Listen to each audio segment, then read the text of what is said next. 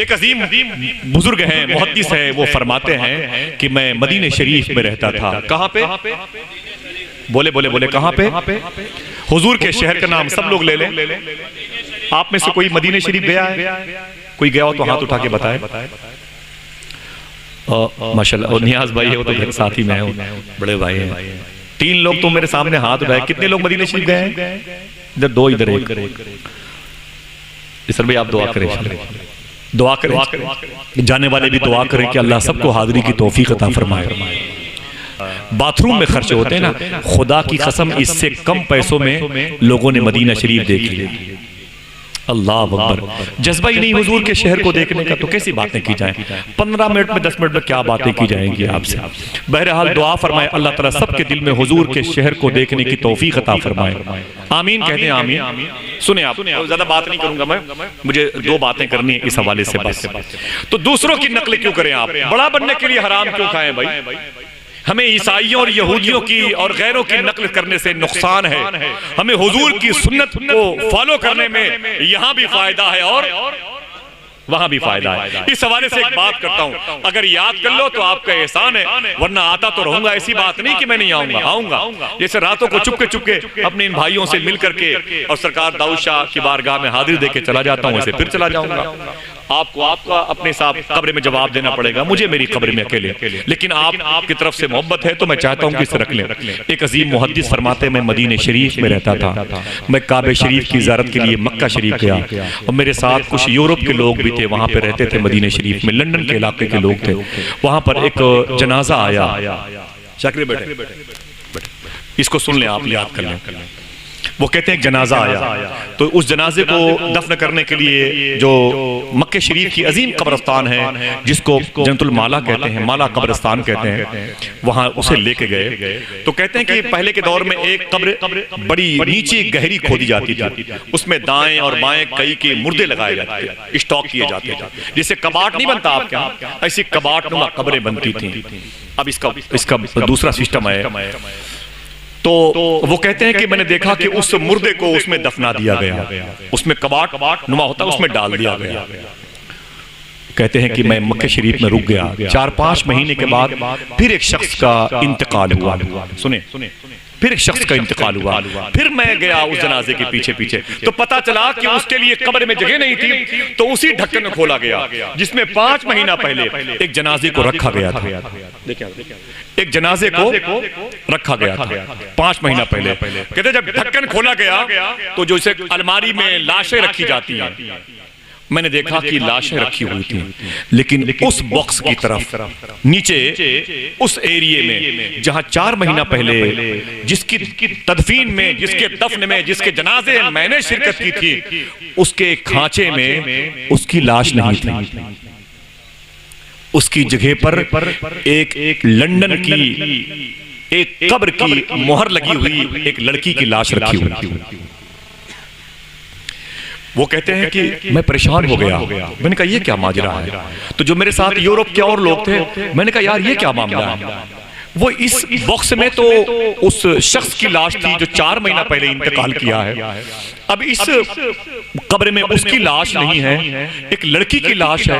अभी लंदन की किसी कब्र की ये कब्रिस्तान के किसी तंजीम का बोर्ड लगा हुआ है, इस पर मोहर लगी हुई है और ये लड़की है। तो जो यूरोप के लोग थे ना मेरे साथ, उस तदफीन के बाद दूसरी तदफीन में उन लोगों ने उसको, उसके चेहरे को साफ देखा, तो देख करके चीख के बोले, हजरत मैं इस लड़की को पहचानता हूं, मैं इस लड़की को पहचानता हूं। कहा बताओ ये कौन है? कहा ये मेरे शहर की लड़की है, कुछ दिनों पहले इसने इस्लाम कबूल कर लिया था। गैरों की लड़कियां इस्लाम की तरफ भाग रही हैं और हमारी बच्चियां कहां जा रही हैं? अल्लाह अकबर। इस वाक़े को अल्लामा उमर फैज कादरी ने अपनी तकरीर में बयान किया। वो कहते हैं कि उस लंदन के लोगों ने कहा कि हजरत मुहद्दिस थे, इस लड़की को मैं जानता हूं, ये लड़की मेरे शहर की है, लंदन की, और मुझे ये भी मालूम है कि इसने कुछ साल पहले इस्लाम कबूल किया था। बोले यार ये तो बात जाहिर हो गई कि इसने इस्लाम कबूल किया, तो इसकी जगह पर जो लाश थी वो कहां? अगर इस्लाम कबूल किया था तो ये लंदन में किया था, यहां वाली लाश कहां चली गई? जरा पता करो किसी न किसी हवाले से। तो उन लोगों ने यूरोप राब्ता कायम किया, पता किया अपने दोस्तों से अपने घर में, यार वो जिस लड़की ने इस्लाम कबूल किया था, जिसके बारे में अखबारात में बड़ी बड़ी खबरें चल रही थी, उसका क्या हुआ? तो लोगों ने कहा कि अभी 2 महीना पहले उसका इंतकाल हो गया। कहा फिर? कहा उसे दफन कर दिया गया। कहा इसी करीब की एक कब्रिस्तान में, मुसलमानों की कब्रिस्तान में उसे बड़ी मुश्किल में दफन करने के मौके मिले थे, वरना क्रिश्चियनिज्म ने बड़ा ही ववेला मचाया था। कहा अच्छा, तो कहा बात क्या है? तो कहा यार उसकी लाश हुजूर के शहर मक्के शरीफ की अजीम कब्रिस्तान में नजर आ रही है। मेरी बहनों सुन लो, मेरी माओ सुन लो, कुछ दिन की बात है, कुछ लम्हे की बात है, हम भी ना रहेंगे, यहाँ चले जाएंगे। मैं अपने घर से आया हूँ, पता नहीं मेरी मौत रास्ते में मेरा इंतजार ना कर रही हो, लेकिन मैं दुआ करता हूँ जिंदगी एक मिली है और इसे बचा के रख लिया जाए, वरना दुश्वारी पैदा हो जाएगी। वो कहते हैं मैं परेशान हो गया। मैंने कहा अब ये पता किया जाए, अब ये पता किया जाए कि जो इसमें दफन था वो कहाँ गया।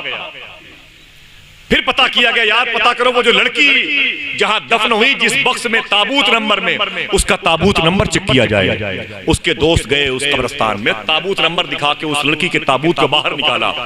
जब उसे खोल के देखा तो दंग रह गए। उस ताबूत में उस लड़की की लाश नहीं थी, मक्के शरीफ में मरने वाले उस इंसान की लाश थी जिसको दफनाया तो मक्के में गया था, लेकिन उसकी लाश लंदन के म्यूजियम में। लोग चीख मार के तड़प गए, बोले ये क्या मामला है, ये किस्सा कहानी ये कैसे हो गया? तो मुहद्दिस कहते हैं मेरे दिल में ख्याल आया कि अब मैं पता करूं उससे, उसके घर वालों से, जिसकी लाश यहां से वहां गई। लड़की का इनाम जाहिर हो गया कि उसने इस्लाम कबूल किया है, जिसकी वजह से अल्लाह ने उसे इतनी बड़ी नेमत अता फरमाई।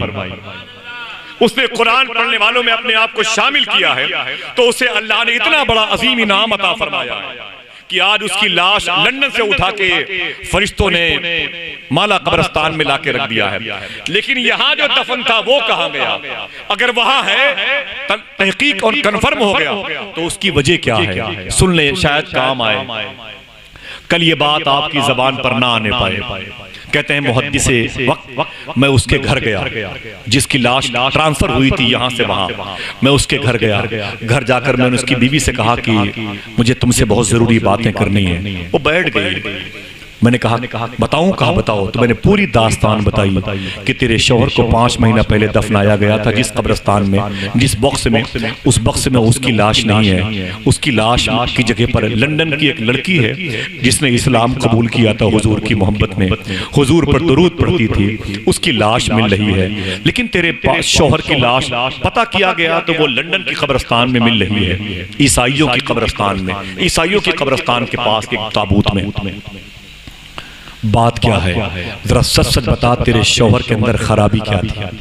अगर कहो तो बता दो, बुरा न मान तो इसे याद कर ले, काम आएंगी आपकी। आप अपने बच्चों की मगफरत का सामान, खुदा कसम आपकी वजह से आपके बच्चे बख्शे जाएंगे। आपके अंदर अगर हलाल खाने की, आखिरत की तरफ माइल होने की तड़प पैदा हो गई तो वही बच्चे आपसे सीखेंगे, वरना बड़ी दुश्वारी पैदा हो जाएगी। खुलकर कोई जुमला मैं नहीं बोल सकता। उस औरत ने कहा क्या हुआ मेरा शौहर?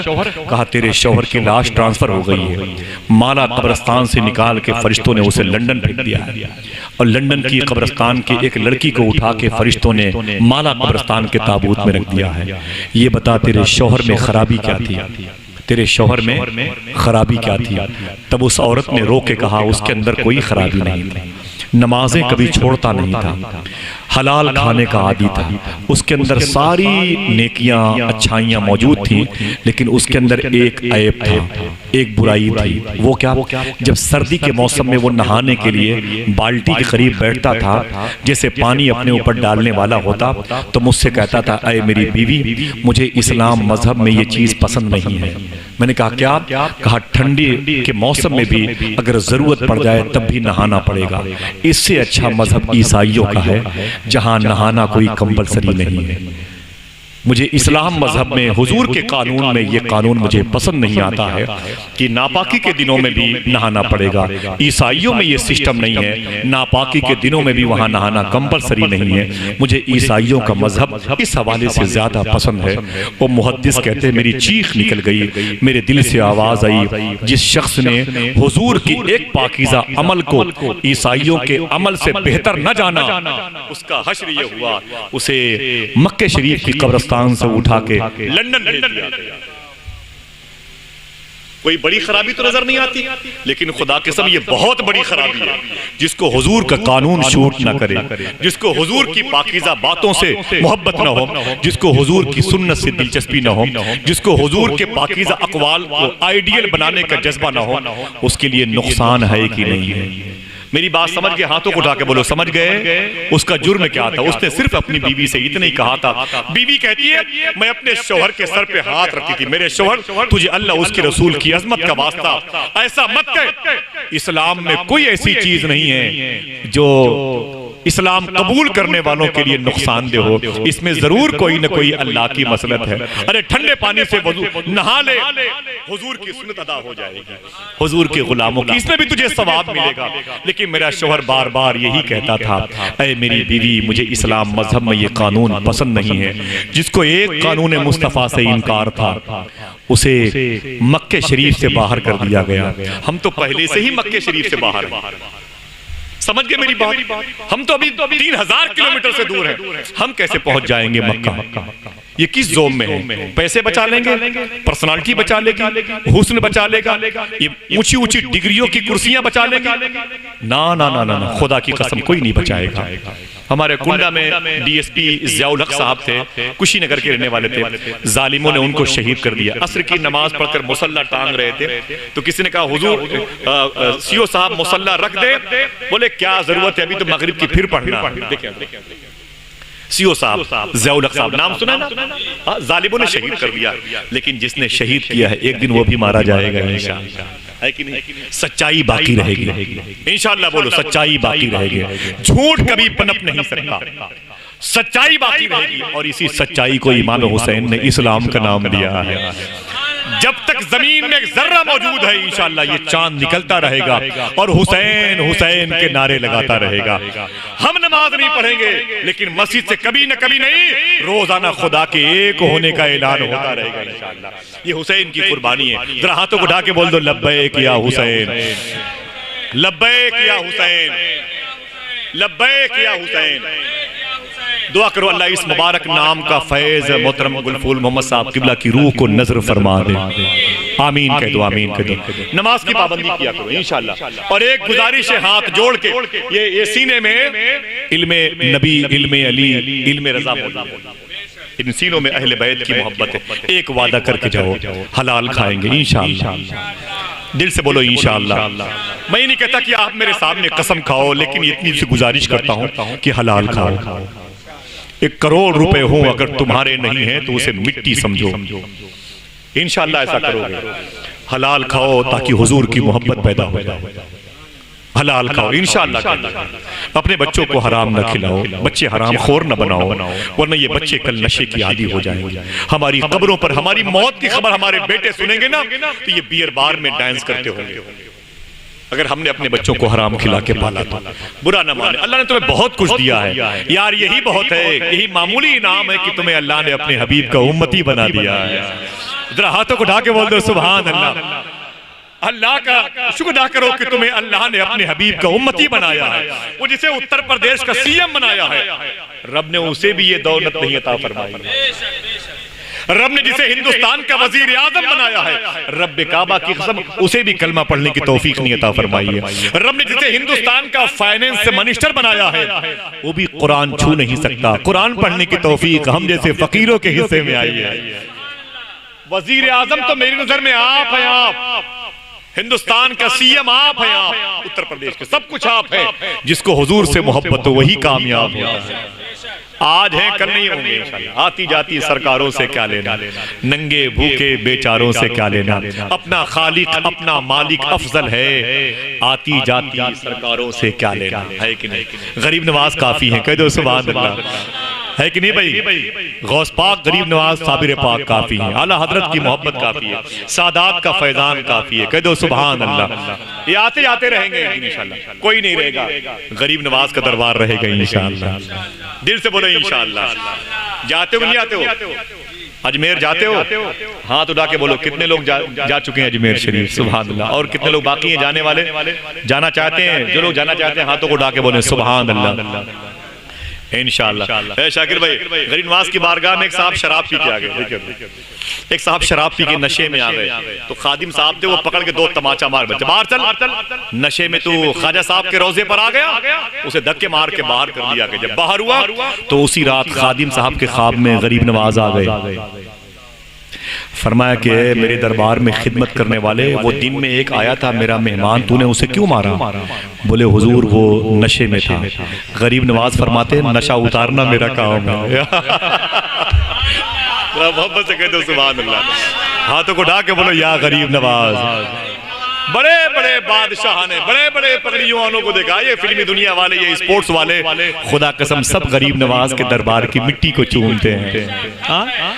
ये किसी अमीर के दरबार को नहीं चूमते, गरीब नवाज के दरबार को चूमते। मेरी बात समझ गए? तो उसी के क्यों ना हो जाए दुनिया जिसके सामने झुकी हुई है। जोर से बोलो लब्बैक या गरीब नवाज। हलाल खाओगे इंशाअल्लाह, हलाल खाओगे तो बच्चियां पर्दे में रहेंगी, हलाल खाओगे तो बच्चियां नमाज की पाबंद बन जाएंगी, हलाल खाओगे तो बच्चियों को कहीं भी छोड़ दो आप, ये जहां भी रहेंगे इंशाअल्लाह राबिया बसरी का किरदार जाहिर करेंगे। राबिया बसरी 364 रातें चकला खाने पर थी, तवाइफ खाने पर। राबिया बसरी इतनी अजीम अल्लाह की वलियां हैं, 364 रातें राबिया बसरी तवाइफ खाने पर बिकते बिकते पहुंच गई थी। लेकिन आपके चकला खाने की मालिकन ने जब पता लगा लिया ये तो राबिया बसरी अल्लाह की दोस्त है, मैंने इसे तवाइफ खाने पे ला के रखा है जिस्म बेचने के लिए, और रोजाना एक एक लड़का इसके कमरे में आता है, वो दोबारा नहीं आता है। बोले राबिया मुझे माफ करना, मैं तुझे गलत समझ रही थी, तूने तो मेरे चकला खाने पर मदरसा कायम कर दिया। ऐ राबिया ये बता तू मेरी खता को माफ करवा देगी? तुझे मैं माफ करती हूँ, तू आजाद है। राबिया बसरी रो के बोली ऐ तवाइफ खाने की मालिकन, ऐ चकला चलाने वाली औरत, 365 रातों में 364 रात मेरी इस कमरे में रोजाना नए नए लड़के मेरे जिस्म से खेलने के लिए आए थे, और मैंने सबको अल्लाह का वली बना के वापस किया है। आय हाय हाय, मोहब्बत से कह दो सुभान अल्लाह। ये अल्लाह के वलियों की सोहबत का असर है। और हम क्या करते हैं? हम अगर कहीं किसी के पड़ोस में रह जाएं तो उसको इस्लाम से बदजन कर देते हैं। हाँ, हम किसी दुकानदार के पास 2 दिन लगातार खड़े हो जाएं तो इस्लाम से नफरत करने लगता है। ये क्या मतलब है? पहले के दौर में लोग नाउम्मीद और नर्वस नहीं होते थे, जहां भी रहते थे हलाल खा खा के हुजूर की बातें करते है कि नहीं भाई? एक बात सुनने कर कहो तो कर दूं इंशाअल्लाह, कर दूं? हाँ इजाजत दीजिए, फिर इंशाअल्लाह आऊंगा। मैं बड़ी खामोशी से आता हूँ, फिर इंशाअल्लाह आऊंगा किसी मौके पर। अभी तो मुझे बातें सुननी है। मिस भाई साहब बैठे हुए, अल्लाह के नबी सल्लल्लाहु अलैहि वसल्लम की तरफ से हलाल रिज़्क़ खा करके फिर क्या जज्बा पैदा होता है? नमाज का, खौफ इलाही का, खशियत इलाही का, इश्क रसूल का जज्बा पैदा होता है। एक अजीम बुजुर्ग हैं हजरत मुस्लिम बिन आमिर, उनका नाम है मुस्लिम बिन आमिर। ये नाम आप ले, मुस्लिम बिन आमिर उनका नाम है। वो कहते हैं कि एक कब्र खोदने वाला एक कब्र खोदता था, और उसको मैंने देखा कि वो बड़ा ही नशा करने वाला इंसान था। वो नशे का आदी था, वो नशे का आदी था, समझ रहे हैं? नशे का आदी था। वो कब्र खोदता था, 3 कब्रें रोज खोदता था और कब्र बेचता था, और फिर वो नशा करता था। कब्र खोदने वाला इंसान अचानक वो सुधर गया, उसी कब्रस्तान में मुसल्ला बिछा के नमाजें पढ़ने लगा। सुभान अल्लाह नहीं कहोगे? हाँ, अल्लाह ताला हमारे दिल में हुजूर की मोहब्बत पैदा फरमाए, आमीन कह दो। लेकिन वो कहते हैं कि वो जो है नशा से दूर हो गया, और फिर उसी कब्रिस्तान में कब्र खोदने के बाद वो तस्बीह लेके हुजूर पर दुरूद पढ़ने लगा। मुस्लिम बिन आमिर कहते हैं मैं उसके पास गया, मैंने कहा यार ये बता कि तू सुधर कैसे गया? अंदर बैठ जाओ, बैठ जाओ, बैठ जाओ, कोई बात नहीं, आप तवज्जो इधर रखिए, दिमागी तौर पर कमजोर हैं, दुआ करो अल्लाह ताला उसको सही सालिम बना दे, अल्लाह उसको आमीन कह दो। अल्लाह उसके माँ बाप पर करम फरमाए, उसको सच्ची तौबा की तौफीक अता फरमाए। देखें देखें मुस्लिम बिन आमिर कहते हैं मैंने उससे कहा यार तू सुधर कैसे गया, तू सुधर कैसे गया? उसने कहा मैंने एक दिन 3 कब्रें खोदी। 2 मिनट में बात खत्म कर दूंगा, ठीक है शाकिर भाई? अभी रुक जाइए, इमाम साहब बनाइए, दूल्हा यही है इमाम साहब। नहीं आप पहने रहिएगा, सरकार मुजाहिद मिल्लत मना फरमाते। बस अभी रही शाकिर भाई, मिस भाई साहब गुफ्तगू के बाद बाबा जी का इंतजार कर रहा हूं। माशाल्लाह ठीक है, बैठे देखें आप कब्र की। हाँ बैठ जा बाबा, बैठ जा। अल्लाह ताला करम फरमाए। हो सकता है कि मैदान महशर में यही बख्श दिया जाए, है कि नहीं? बैठ जाओ। ऐस सहरा में अकेला है हमें जाने दो, खूब गुजरेगी जो मिल बैठेंगे दीवाने दो। सुने आप, मुस्लिम बिन आमिर कहते हैं कि मैंने उससे कहा यार ये बता तू सुधर कैसे गया, तू सुधर कैसे गया? तो उसने कहा कि ऐ मुस्लिम बिन आमिर मैंने एक दिन 3 कब्रें खोदी हैं। कितनी? 3। सबकी आवाज 3। जो पीछे बैठे हुए बोले 3 कब्रें खोदी हैं। बैठे मैंने 3 कब्रें खोदी और तीनों कब्रें खोद कर मैं सुस्ताने के लिए बबुल के पेड़ के नीचे बैठ गया। देखिए बबुल के पेड़ के नीचे बैठ गया। जब मैं नीचे बैठ गया ना तो अचानक मैंने क्या देखा, आसमान से फरिश्ते कब्रिस्तान में आ गए। देखिए रुबे, आसमान से फरिश्ते कब्रिस्तान में आ गए। जब कब्रिस्तान में आसमान से फरिश्ते आ गए तो मैं तो खामोश होकर सन्नाटे में आ गया। उनमें एक फरिश्ता हेड था, मेन था, बकिया और फरिश्ते वो उसके साथ में थे। तो जो उसके साथ में फरिश्ते थे वो कहने लगे उस फरिश्ते शाकिर भाई देखें, और बात में भूल जाता हूँ, भूलता तो रही हूँ चाहे मुझे कई दिन बुलवाते रहे ऐसे बैठे बैठे, लेकिन हो सकता है कोई ऐसा शख्स हो जिसके दिल को बात लग जाए और उसका अमल जो है वो मरहूम की मग़फ़िरत का सबब बन जाए। बेशक, इसलिए मैं चाहता हूँ कि बातें सुन लें, सारे ज़रूरी काम भी वो बाद में कर लिए जाएं। वो कहता है कब्र खोदने वाला कि मैंने देखा कि फरिश्ते आसमान से उतरे तो उनमें एक मेन था, हेड फरिश्ता था वो, और उसके साथ में थे। उन फरिश्तों ने कहा कि ये बताएं कि ये 3 कब्रें हैं, पहले वाली जो कब्र है इसमें जो मुर्दा दफन होगा उसके साथ हमें क्या सलूक करना है? समझ गए? उसके साथ हमें क्या करना है? तो उस फरिश्ते ने कहा कि रजिस्टर में लिखो इसको, जो पहला वाला मुर्दा आएगा ना वो बड़ा नेक होगा। सुभान अल्लाह, बड़ा नेक होगा, बड़ा नेक होगा। उसको जब दफन करके उसके घर वाले चले जाए ना तुम उसकी कब्र को नीचे से 12 कोस तक फैला देना। सुभान अल्लाह कहते हैं, सुभान अल्लाह, सुभान अल्लाह। 12 कोस, ये 25 बाई 25 का फ्लैट अगर आबाद मिल जाए तो कितना खुश होते हैं, और बड़ा मिल जाए तो खुश होते हैं। कब्र में 12 कोस, 12 बाई 12 कोस का फ्लैट अगर किसी को मिल रहा हो, मोहब्बत से बोले, मोहब्बत से बोले। सुनिए, कोई और काम ना करे, वरना सीधी सी बात है, अभी तो मैं दिक्कत हो जाएगी मेरे लिए। आप सब के फायदे की बात है, माँ बहनें मेरी सुने और ये इबरत हासिल करें इससे। मैं भी सोचता हूँ, मेरी भी बच्ची है, 2 बेटी है, मैं भी डरता हूँ जब ये वाकया बयान करता हूँ, पता नहीं मेरा क्या होगा, मेरी बच्चियों का क्या होगा, और दिल नहीं कहता कभी कभी। अल्लाह ताला मग़फ़िरत फरमाए। मुस्लिम बिन आमिर कहते हैं कि उस कब्र खोदने वाले ने कहा कि उसने कहा कि लिखो इस कब्र में जो दफन होगा उसकी कब्र को 12 कोस तक फैला देना। कितने? 12 कोस तक, 12 कोस तक उसे फैला देना। फिर वो फरिश्ते दूसरी कब्र के पास आए, दूसरी कब्र के पास आए, फिर कहने लगे कि हेड जो फरिश्ता था उससे बोले जो इसमें दफन होगा उसके साथ क्या सलूक करना है? तो हेड फरिश्ते ने कहा जो इसमें दफन होगा, जो इसमें दफन होगा वो भी बड़ा नेक होगा। सुभान अल्लाह, वो भी बड़ा नेक होगा, बड़ा नेक होगा।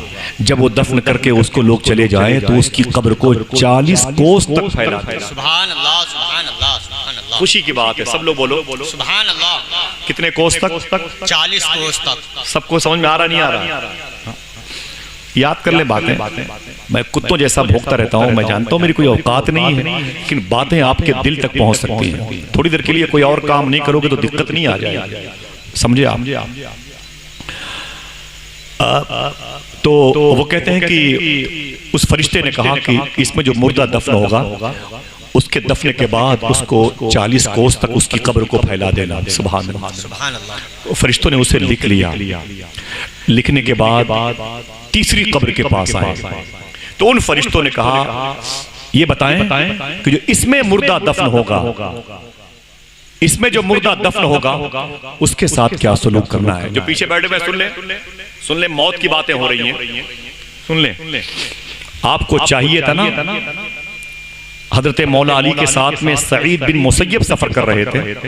फरमाते हैं कि मौला अली फरमाते हैं कि अरे कब्र की मुर्दो रूहो बाहर निकलो। तो सईद बिन मुसय्यब फरमाते हैं कि सारी रूहें बाहर निकल आई। फरमाते हैं मौलाए कायनात की अंदर की कैफियत क्या है, सुने अंदर की कैफियत क्या है। तो मौला अली फरमाते हैं कि सईद बिन मुसय्यब कहते हैं कि मौला अली के सामने कब्र की रूहें उनके पैरों से लिपट गईं और चीख करके बोली, अय आका अली, अंदर की जो कैफियत है ना, अगर बता दूं दुनिया वालों से तो दुनिया वाले खड़े रहेंगे, उनके जिस्म का गोश्त गल जाएगा, उनकी हड्डियां बाकी रहेंगी। अगर अंदर की कैफियत बता दूं, ये तुम्हें उमर शरीफ की कैसेट नजर आ रही है, ये मौत है, मौत जिससे कोई बच नहीं सकता। बड़े बड़े सीएम पीएम संसद और विधायक आए ना, वो कुत्तों की मौत मारे गए। एक मुसलमान को अल्लाह ने इस जमीन का बैलेंस बनाने के लिए रखता है। आप अपना मेयार समझो, अपना वकार समझो। मैं कहां की बातें कर रहा हूं, मैं कोई लतीफे नहीं बयान कर रहा हूं। जरा सोचो कि 38.5 लाख वायरस में लोग मरे हैं। ये WHO की रिपोर्ट है। लोग कहते हैं कि जब 5 मरते हैं तो हुकूमत 1 कहती है। अगर 40 लाख को आप 5 के मुकाबले में लेके आओगे तो 2 करोड़ बनते हैं। दुनिया के 200 मुल्कों में 2 करोड़ के आसपास लोग मर गए। अगर हम जिंदा हैं तो शुक्र मनाओ, अल्लाह ने हमें खुद को राजी करने के लिए जिंदा रखा है। ये खेल कूद गटर मस्ती तफरीह के लिए नहीं रखा है। बड़े बड़े लोगों की आंखें निकाल ली गई हैं। भाई कहां है आपकी जोम में, कभी सफर करें मेरे साथ तो दुनिया की तस्वीर दिखाऊंगा आपको। समझे आप, याद कर लो, ये मौत की बात है। इतना अजीम इंसान दुनिया से चला गया जिसकी रूह के एहसाले सवाब की महफिल है। हमें तो कोई नहीं जानता। दुआ करो अल्लाह उनको बख्शे हुए लोगों में शामिल फरमाए। उनके घर वालों से गुजारिश करता हूं कि खूब सदका किया करो, उनके नाम से खूब सदका किया करो, गरीबों को खिलाया पिलाया करो। इंशाअल्लाह बोलो आप अकेले खाने के आदी बन गए, तब से बीमारियां पैदा हो गई। पहले के दौर में निसार भाई एक झोला होता था, उसमें केला भी होता था, सब्जी भी होती थी, भिंडी भी होती थी, फल भी होता था, प्याज भी और सेब भी होता था। लोग जाते थे बाजार से लेके चले आते थे। किसी गरीब को पता ही नहीं चलता था ये सेब है कि प्याज है। अब प्याज की पॉलिसी नहीं होती है, सेब की होती है। बर्गर और चीज से होते हैं, ब्रांडेड बिस्कुट सामान होते हैं और महंगी महंगी होटलों की मिठाइयां होती हैं। लोग 2-2 किलोमीटर से अपने हाथ में लेके चलते हैं। ये 2 किलोमीटर दूर तक का सफर करते वक्त न जाने कितने गरीब बच्चों की आंखें तुम्हारे उस महंगी प्लास्टिक के अंदर के सामान पर पड़ती रहती हैं। जैसे तुम उसे लेके अपने घर में आते हो, उन गरीबों की आह, उनकी हाय भी तुम्हारे घर में चली जाती है। फिर जब उसे तुम खिलाते हो अपने बच्चों को तो उस फल के साथ साथ बीमारियां भी तुम्हारे अंदर आती हैं। तब तरीका क्या है? 1 दर्जन केला खरीदो तो कम से कम 2 केला किसी गरीब बच्चे को दे दिया। इंशाअल्लाह बोलो। मैंने देखा सूफी सुल्तान मियां शाह साहब किबला के साथ सफर करते हुए ऐसे बैठे हैं, वो आधा किलो चीनी खरीद करके ऐसे टहलते हुए चले गए, 10-20 पेड़ों के इर्द गिर्द डाल दिए। मैंने कहा हुजूर ये आधा किलो चीनी आपने कहा पेड़ों पे डाल दी है। फरमाते कि लोग 20 रुपए की 4 राशि लेकर के घरों पे थूक देते हैं। जबान गंदी होती है, दांत गंदा होता है, फेफड़ा खराब होता है, जहां थूकेंगे दीवारें खराब होती हैं। कल्चर में भी लोग अच्छा नहीं समझते हैं। 20 रुपए में मैंने आधा किलो चीनी 10-15 पेड़ के नीचे डाल दी है। कम से कम 100-200 चूंटियों का पेड़ तो भर जाएगा। ऐसा करोगे इंशाअल्लाह? इंशाअल्लाह। लोग कहते हैं हुजूर हमारे पास औलाद नहीं है, तो सूफी साहब कहते हैं औलाद नहीं है तो दिल में पूरी मोहब्बत सेफ होगी, बच्चों वाला प्यार सेफ होगा। कहते हैं हुजूर अभी मौजूद है, बड़ी दिल ख्वाहिश करती है, ख्वाहिश करता है। बीवी कहती है मेरी ख्वाहिश है कि मैं अपने बच्चों से मोहब्बत करूं, बच्चे ही नहीं है। तो सूफी साहब फरमाते रोजाना अपनी छत पर पार्ले बिस्कुट फेंक दिया करो, 3-4 पैकेट। तुम्हारे बच्चे बिस्कुट नहीं खाने के लिए पैदा हुए हैं, तुम्हारी कोख अभी सूनी है तो क्या हुआ? तेरे घर पर जब कबूतर कौवे आके अल्लाह का नाम लेके बिस्किट खाएंगे तो दुआ जरूर करेंगे इंशाअल्लाह। सुभान अल्लाह। वही पूछेगा तेरी औलादें कितनी हैं तो कहना इन परिंदों को गिन लो, यही मेरी औलाद है। सुभान अल्लाह, सुभान अल्लाह। समझ गए? इस्लाम खिदमत का नाम है, तब आपको के हार्ट को सुकून मिलेगा इंशाअल्लाह। बोलो दुआ करो अल्लाह हलाल खाने की।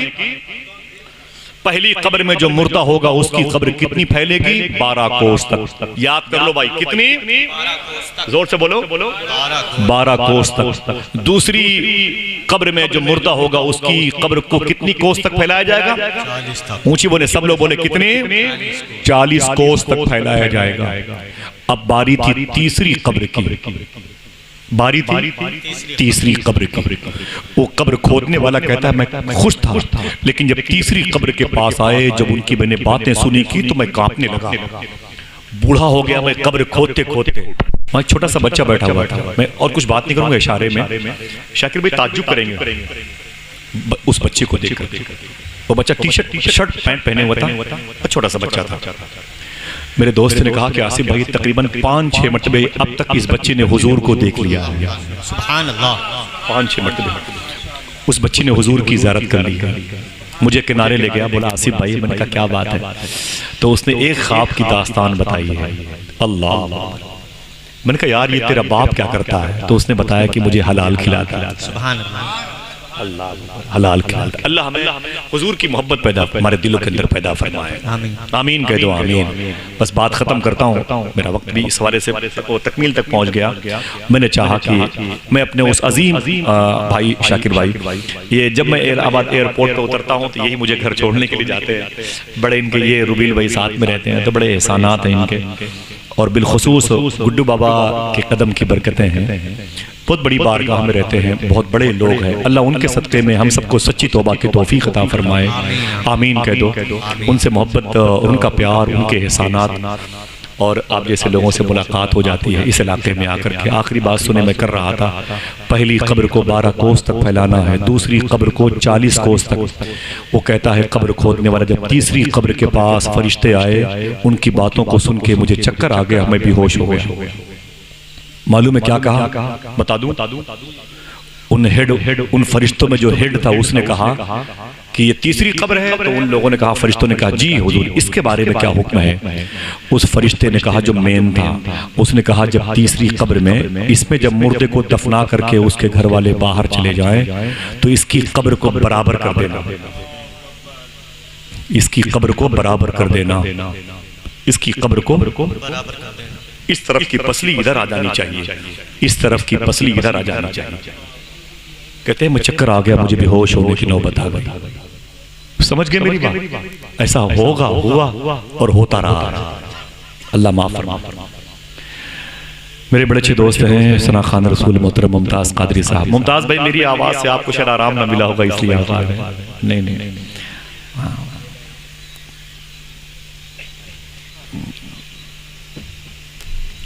अल्लाह ने हम सबको जिंदा रखा है अपनी आखिरत की जिंदगी को बनाने के लिए, समझ रहे हैं आप? आखिरत संवारने के लिए, समझ रहे हैं? बड़ी बड़ी मशहूर दौलतमंद फैक्ट्रियों के मालिकान को देखा है, एक ऑक्सीजन का सिलेंडर मांगते हुए, एक भीख मांगते। सुभान अल्लाह, माशाअल्लाह, बड़ी कुर्बानियां हैं, बड़ा आबरू है भाई इस इलाके की। माशाअल्लाह। अरे मिस भाई साहब, दुआ करें अल्लाह इन भाई कराम के कदम की बरकतें अता फरमाए। आमीन आमीन। वो कहते हैं कि जब तीसरी कब्र की बारी आई तो उस फरिश्ते ने कहा कि इसे यूं बराबर कर देना, यूं बराबर कर देना। वो कब्र खोदने वाला कहता है मुझे चक्कर आ गया, मैं बेहोश हो गया। बात खत्म हो गई, वो फरिश्ते चले गए। अब मैं इंतजार करने लगा कि पहली कब्र में जो मुर्दा दफनाया जाएगा वो नेक होगा, 12 कोस तक उसकी कब्र फैलाई जाएगी। दूसरी कब्र में जो मुर्दा दफनाया जाएगा वो भी नेक होगा, उसकी कब्र नीचे से 40 कोस तक फैलाई जाएगी। तीसरी कब्र में जो मुर्दा दफनाया जाएगा वो बहुत बुरा होगा, उसके साथ बहुत बुरा सलूक किया जाने वाला है। मुमताज़ भाई देखा मैंने बचपन से, अजमल सुल्तानपुरी, बेकल साहिब बलरामपुरी, राज इलाहाबादी, जफर जलालपुरी, हुनर पलामी, बिस्मिल भागलपुरी, मोइन जामी, इन जैसे लोगों के साथ बड़े सफ़र किए हैं, बड़ी ज़िंदगी गुजरी है। आज ये मेरे सारे दोस्त नहीं हैं, और इनके अलावा जिनका इंतकाल हुआ है, जैसे हसन नवाज सीवानी है, जैसे अल्लामा कारी रज़ीउल्लाह अलैहि रहमा, अल्लामा अबुल हक्कानी साहब बुलबुल बंगाल, अल्लामा कमरुद्दीन साहब, अल्लामा हनीफुल कादरी साहब, अल्लाह इन लोगों की मग़फ़िरत फरमाए, इनके दर्जात बुलंदी अता फरमाए। ऐसे एक दिन ऐसा है मेरे बारे में भी आएगा, वो दुनिया का कुत्तों से बदतर, सूअर से बदतर इंसान एक मर गया, वो जालिम बहुत देर देर तक बातें करता था। कुछ नहीं होगा, आप ऐलान सुनेंगे और कहेंगे अच्छा हुआ मर गया वो, ठीक है, वो आपके तनकीद पर कुछ नहीं होगा, लेकिन जो बुरा काम मैंने किया है मुझे सज़ा ज़रूर मिलेगी। कहते हैं वो कब्र खोदने वाला कहता है कि मैं समझ गया कि 2 कब्रों में नेक मुर्दे आएंगे, एक कब्र में बहुत बहुत बहुत घटिया किस्म का इंसान आएगा। बस मैं बैठ गया, देखूं आज इन तीनों कब्रों को खरीदता कौन है। मुस्लिम बिन आमिर कहते हैं थोड़ी देर के बाद एक जनाजा आया, उस जनाजे को 7 लोग उठाए हुए थे। कितने लोग? 7 लोग। बोले और ऊंची बोले, वादा करो बताओगे अपनी बहन बेटियों से, बताओगे इंशाअल्लाह। आपकी जिम्मेदारी है, चराग से चराग जलाओगे कि खाली खेल कूद करोगे। मोबाइल आ गया तो क्या मतलब है, जन्नत मिल गई है, और 50,000 1 लाख का मोबाइल बच्चों को दे दिया तो क्या मतलब है कि हुजूर की मग़फ़िरत का सामान है। सूफी सुल्तान में फरमाते हैं कि तुम इसी मोबाइल की स्क्रीन पर तस्वीरें देखते देखते 2-2 घंटे उंगलियों को इसमें मसरूफ रखते हो, आंखें दिल सब बिजी हैं, तुम्हें नींद आती है, उंगलियां थक जाती हैं, मोबाइल गिर जाता है, तुम सो जाते हो। सूफी सुल्तान में फरमाते हैं तुम तो सो जाते हो, लेकिन रात भर मदीने में हुजूर तेरे दुरूद का इंतजार करते रहते हैं। कहते हैं जालिम तू क्या समझता है, हुजूर को खबर नहीं है। जो ये कहता है कि हुजूर ये नहीं जानते, उसके इस ना जानने को भी हुजूर जानते हैं। हुजूर कितना जानते हैं। गरीब नवाज के खलीफा ख्वाजा कुतुबुद्दीन बख्तियार काकी हैं, रोजाना 3000 मरतबे दरूद शरीफ पढ़ते थे। कितनी मरतबे? 3000 मरतबे हुजूर पर दरूद शरीफ पढ़ते थे। शादी के दिन आए तो मेहमानों में बिजी हो गए ख्वाजा कुतुबुद्दीन बख्तियार काकी, मेहमानों में मसरूफ हो गए, 3 दिन तक दरूद नहीं पढ़ा। चौथी रात को आपके मुरीद के ख्वाब में अल्लाह के नबी तशरीफ लाए। मेरे आका फरमाते हैं कुतुबुद्दीन के मुरीद अपने पीर से कहना क्या बात है, 3 दिन से मदीने वाले आका तेरे दरूद का इंतजार कर रहे हैं। हम यहाँ भी अपनी मसरूफियत लेके आए हुए हैं, मेरे सामने भी लोग मसरूफ हैं। मुमताज भाई हम तो नात पढ़ के घर चले जाते हैं, इस नात का असर कितना होता है। मेरे सामने 10-12 साल का बच्चा बैठा हुआ है, नाम लूंगा तो वो अभी मुझसे शिकायत करेगा अगर मैंने उसका नाम ले लिया तो। मेरे सामने बैठा हुआ है, मैं उसको पेंडिंग में रख के बात करता हूँ, मुश्किल से बात 10-12 साल का है, समझे। रोजाना वो 11,000 मरतबे हुजूर पर दरूद पढ़ता है, यहीं पर बैठा हुआ है। नाम लूंगा उसके पैरों को चूम लीजिएगा, खुदा की कसम, समझे मेरी बात को। ऐसे ऐसे लोग बैठे, और 1 साल बड़ी उसकी बहन है, वो उससे ज्यादा पढ़ती है। खुदा वजह क्या है? उसका बाप उसे हलाल खिलाता है, उसका बाप उसे हलाल खिलाता है। बात खत्म। हाथों को उठा के बोलो लब्बैक या हुसैन, दोनों हाथों को उठा के लब्बैक या हुसैन। अल्लाह इस नाम की बरकत से मरहूम की मग़फ़िरत फरमाए, हमारे माँ और हमारे बाप की मग़फ़िरत फरमाए। आमीन कह दो, आमीन। हलाल खाएंगे इंशाअल्लाह कह दे, इतना कर ले बस, और कुछ ना करें, एक सब्जेक्ट में टॉप हो जाओ, कम से कम हलाल खाओ, हलाल, और कुछ ना करो तो हलाल तो खाओ कम से कम, समझे मेरी बात, और कुछ ना करो, ठीक है। सुने आप मेरे आका सल्लल्लाहु अलैहि वसल्लम के लाडले की दास्तान। वो कब्र खोदने वाला कहता है एक मुर्दा आया, उसको 7 लोग लेके आ रहे हैं। कितने लोग? 7 लोग। 7 ही लोग बोलना और सब ना बोलना। कितने लोग? 7 लोग उसे लेके आ रहे थे, 4 कांधा दिए, 3 आगे आगे चल रहे। कब्र खोदने वाला कहता है मैं खुश हो गया, बड़ा खुशकिस्मत मुर्दा है, इसकी कब्र 12 कोस तक फैलाई जाएगी, जन्नती आ रहा है। मेरे पास आए, वो 7 बोले कि भाई कोई कब्र है? मैंने कहा ये पहली वाली है। कितने की? मैंने कहा 1000 रुपए की। उसे खरीद लिया, उसकी नमाज जनाजा पढ़ी। भाई सुने भाई इधर देखें, सुने, आपके काम की बात रख लें, ना काम की हो तो वापस करना, लेकिन पड़ेगी जरूरत आखिरी सांस के वक्त याद याद करोगी इस महफिल को। अल्लाह के नाम में बरकत कितनी होती, जब जरूरत पड़ेगी तब एहसास होगा। वैसे ब्रेक की अहमियत नहीं मालूम होती जब रोड अच्छी होती है, तो जब ब्रेकर आता है तब समझ में आता है कि ब्रेक की अहमियत कितनी है। अल्लाह उसके रसूल का जिक्र कितनी तासीर रखता है, इसकी अहमियत उस वक्त मालूम होगी जब आखिरी हिचकी हम ले रहे होंगे। मेरी बात समझे। वो कहता है मेरे पास आए, मेरी कब्र, एक कब्र खरीद ली, उसको दफनाया, दफना के वो साथों जाने लगे तो मैंने कहा रोक लिया। मैंने कहा भाई रुको यार। बोले क्या बात है? मैंने कहा तेरा बाप था। बोले बाप नहीं था यार। मैंने कहा तेरा भाई? बोले नहीं भाई। मैंने कहा फिर कौन था? बोले मेरे गांव का सबसे गरीब आदमी। अल्लाह। इतना गरीब था कि लोग इससे बातें नहीं करते थे। ये जिस चारपाई पर बैठ जाता था उधर कोई बैठता नहीं था। बोलता इन्फेक्शन फैल जाएगा, बीमारी फैल जाएगी। लोग इससे, इसकी गरीबी की वजह से बातें नहीं करते थे। भूखा सोता था कभी कभी, लेकिन रात भर इसके कमरे से हुजूर पर दुरूद की पढ़ने की आवाज आया करती थी। मस्जिद में हमेशा यही झाड़ू लगाता था। मस्जिद में वजू खाने की जमीन को अपने हाथों से साफ करता था। लोग इसे बहुत ही घटिया, बहुत ही थर्ड क्लास का, बड़ा गिरा हुआ इंसान समझते थे। लेकिन आज जब इसका इंतकाल हुआ तो मैंने बड़े बड़े लोगों से कहा यार वो गरीब मर गया है। लोग बोले गरीब मर गया है तो उसके जनाजे में क्या करूं जाकर। गरीब था तो बहुत कम थे लोग मैयत में, अमीर होता तो कांधा लगाना मुश्किल था। लोग बोले जाके यार दफन करके आओ यार। तो सातों लोगों ने कहा कि हम लोगों ने चंदा किया है, कफन खरीदा है, लाके उसे कब्र खरीद करके उसे दफन कर दिया है। उसने कहा मुबारक हो, तुमने एक जन्नती की खिदमत की। पीछे वाले बोले तूने जन्नती की खिदमत की है। Chapter close. कहते थोड़ी देर के बाद दूसरा जनाजा, थोड़ी देर के बाद एक दूसरा जनाजा। जब दूसरा जनाजा आया ना तो वो कहते हैं कि उसमें कुल 4 लोग थे। कुल 4 लोग थे। भाई बैठ जाते, सुन ले यार। कुल 4 लोग थे उसके जनाजे में। कितने लोग थे? 4 लोग थे। कहते हैं मैं देख के उसे खुश हो गया। लोग नहीं है तो क्या हुआ, अल्लाह की रहमत तो है, खुशकिस्मत तो है, नेक बख्त तो है। बोले भाई कब्र खाली है? मैंने कहा हाँ ये दूसरी कब्र खाली है। बोले कितने की? मैंने कहा 1000 रुपए की। मुझे पैसे दिए, उसकी नमाज जनाजा मैंने पढ़ी और उसको दफनाया गया।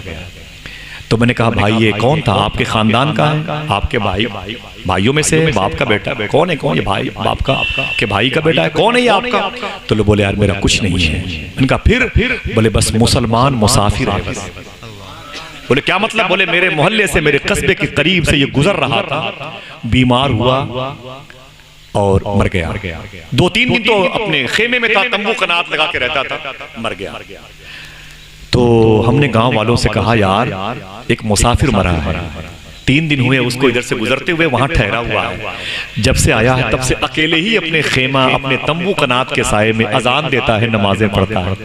अकेला था, मर गया है, उसे दफना दिया जाए। तो गांव के पैसे वालों ने कहा उसके पैर में रस्सी बांध के जंगल में फेंक दो उसको। तो मैंने कहा यार मुसलमान था। बोले मुसलमान है तो क्या हुआ, पता नहीं किस बिरादरी का है। तो मैंने कहा बिरादरी क्या देखनी भाई इसमें? अरे हुजूर की उम्मत में से है कि नहीं है? ये तुमने कहां से लाके रख दिया बीच में बिरादरी का मामला? बोल। बोले गांव के लोग मुझ पर नाराज हो गए। बोले तुझसे हमदर्दी है तो जाके उसे दफन कर।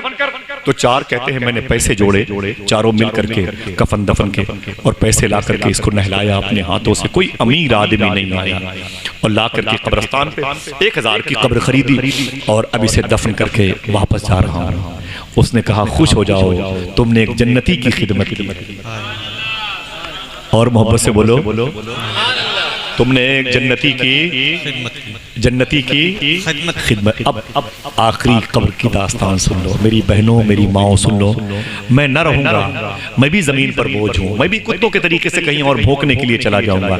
लेकिन ये बात याद रखना, ये ना कहना कि हमारे गांव में जिनके पास पैसे थे उन्होंने किसी खतीब को, किसी इमाम को, किसी आलिम को न बुलाया ये बताने के लिए।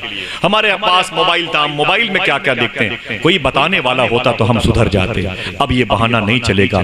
कहता है वो कब्र खोदने वाला, तीसरी कब्र खुली हुई थी, तीसरे मुर्दे का इंतजार था। अचानक कब्रिस्तान का गेट खुला, एक मुर्दा, ऐसा मुर्दा, इतनी भीड़ थी उसके जनाजे में, आदमी पे आदमी चढ़ा हुआ था। उसकी कब्र इतने फूलों से लाद दिया गया था और बड़े बड़े सफेद कुर्ता पजामा पहन करके टहलने वाले, वो दरोगा जी हैं, वो सीओ साहब हैं, वो कुतवाल हैं, वो एसडीएम हैं, वो डीएम हैं, वो आईएएस हैं, वो आईपीएस हैं, वो आईजी हैं, वो डीआईजी हैं, वो फला है, वो मना, वो मंत्री हैं, वो संतरी हैं, वो वजीर हैं, वो जो है उमरा और रऊसा में शामिल हैं, वगैरह वगैरह।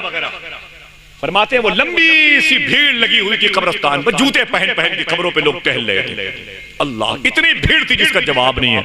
आए बड़े बड़े तमतराक से, बोले कब्र खोदने वाले। मैंने कहा क्या बात है साहब? बोले कब्र है। मैंने कहा एक खाली है।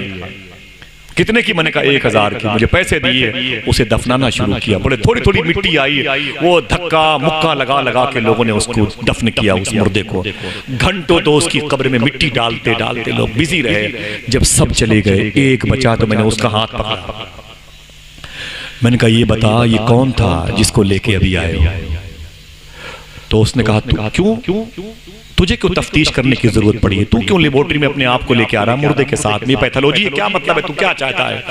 उसने कहा ना ना ना, तू इतना बता दे ये कौन है जिसको तू अभी लाके दफनाया है? इतनी भीड़, पूरी कायनात जमा थी। गरीब था तो बहुत कम थे लोग मैयत में, अमीर होता तो कांधा लगाना मुश्किल था। तो वो कहता है यार तुझे नहीं मालूम? वो कहता है यार तुझे नहीं मालूम? कहा नहीं। कहा ये इस शहर के सबसे बड़े आदमी की बीवी की मैयत थी। सबसे बड़े पैसे वाले फैक्ट्री के मालिक हैं वो, नहीं मालूम? कहा नहीं, उनकी बीवी का जनाजा था। तुझे नहीं मालूम? तो इसकी आंख में आंसू आ गए।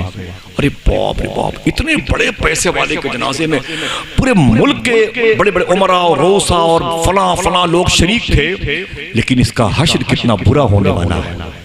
अभी इसकी इधर की पसली इधर चली जाएगी, इधर की पसली इधर चली जाएगी। मेरे सामने फरिश्तों ने रजिस्टर में अजाब वाले फरिश्तों को यही तलकीन की, यही सिखाया है। उसने कहा यार ये बताओ तुमको इतनी फिक्र क्यों है इस मुर्दे के बारे में? तब वो रो के बोला कब्र खोदने वाला, मैं क्या बताऊं, अभी अभी कुछ देर पहले आसमान से कुछ फरिश्ते नीचे उतरे थे। वो बातें कर रहे थे और कह रहे थे इस तीसरी कब्र में जो मुर्दा दफन होगा उसके साथ अल्लाह का सख्त अजाब आने वाला है। उसकी कब्र को इतनी करेंगे, इतनी, इधर की पसली इधर चली जाएगी, इधर की पसली इधर चली जाएगी। उसने कहा यार ये बता इस लड़की का कसूर क्या है? इसके अंदर ऐब क्या था? बीमारी क्या थी? गुनाह क्या थे? तब उसने कहा ओफो, अगर तुमने पूछा है तो बता दूं इसके अंदर ऐब क्या था। इसने पूरी जिंदगी कभी हुजूर पर दुरूद नहीं पढ़ा। इसको कभी हलाल खाने के लिए कोई बुलाता तो ये कहती कि मुझे मेरे शौहर ने बहुत दिया है, तो लोग कहते वो हराम है, तो वो कहती हराम है तो क्या हुआ, दौलत तो है। लड़कियां इसके मोहल्ले में छप्पर में जो रहती थी इसको बुलाती थी कि मेरे घर पे आओ, मदीने वाले के जिक्र की महफिल है, तो ये डांट के भगा देती थी, बाहर चलो, तुम जैसे गरीबों के यहाँ जाऊंगी तो मेरी इंसल्ट हो जाएगी। तो वो बच्चियां कहती थी कि आपको अल्लाह ने बहुत पैसे दिए हैं मालिकन, अपने घर पे ही हुजूर की मिलाद की महफिल सजाओ। तो वो कहती थी भाग जाओ अपने घर में। क्या मैं अपने घर में हुजूर की मिलाद की महफिल सजा करके गरीब, गुरबा और फटीचर औरतों को अपने घर में बुलाऊंगी? अपने घर को नापाक करूंगी, अपने घर को गंदा करूंगी?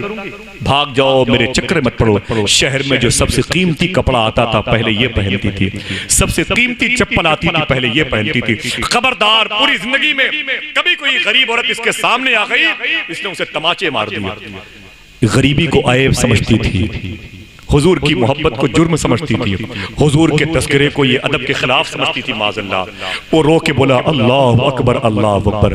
अब तो जमीन पर वो नहीं है, जमीन के नीचे है। हाय अफसोस कि हुजूर की दूरी उसे जहन्नम के करीब कर रही है। इतने सख्त अजाबात में वो गिरफ्तार होने जा रही है जिसके बारे में कभी किसी ने सोचा भी नहीं। ऐ लोगों, एक दुनिया में एक मर्तबे रहने का मौका मिला है, दुआ करो इसी मौके को हम भुनाएं, अल्लाह को राजी कर लें। आमीन कह दो, अल्लाह को राजी कर ले। अल्लाह हमें अपनी रजा अता फरमाए, अल्लाह अपना खौफ अता फरमाए। आमीन कह दो, अल्लाह अपनी मोहब्बत अता फरमाए। आमीन कह दो। मोहब्बत के साथ में बातें हो सकती हैं। मैंने इसलिए बातें की ना मुमताज भाई की, कुछ ही लोग थे मेरे सामने, मैंने 10 मिनट देर कर दिया आने में, वरना अल्लाह का शुक्र है कि वो 10 लोग काफी हैं मेरे सामने। हाँ, मैं अभी उदयपुर में था, वहाँ भी यही काम था, फिर गोवा गया, गोवा में भी यही काम था, मुंबई गया, वहाँ भी यही काम था, फिर आया, फिर अभी पाली में था, वही काम, शरीफ भाई की दावत पे गया था। इससे कई गुना लोग थे, हुजूर की बातें सुन रहे थे। खुदा कसम आज दिल बड़ा खुश हुआ। लेकिन दुआ करो अल्लाह हम सबको हलाल खाने की तौफीक अता फरमाए।